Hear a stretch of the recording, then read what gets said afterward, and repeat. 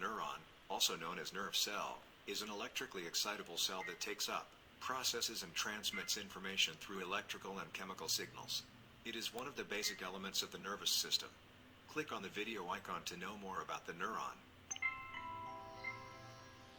First, I would like to explore it myself, so let's see here. Fascinated with this. So here we have the myelin. We have the axon. This is a cell, Schwann cell sheet. Synapse terminals. Let's look at them a little bit closer. Okay, so those are the dendria. Quite interesting. Let's see if we have anything on the video that could be informative. Neurons communicate with each other, relaying messages throughout your body and powering all of your thoughts and actions. Neurons talk to each other using both electrical and chemical signals.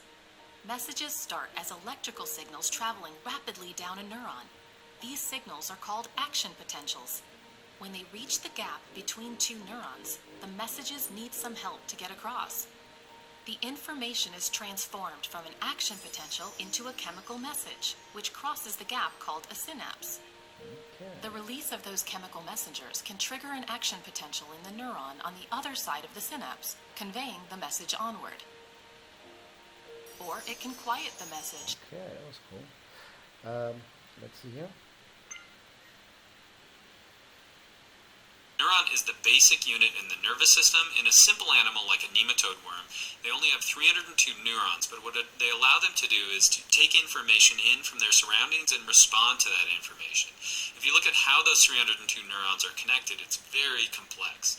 Now, humans are quite a bit bigger, and we have 100 billion neurons in our body.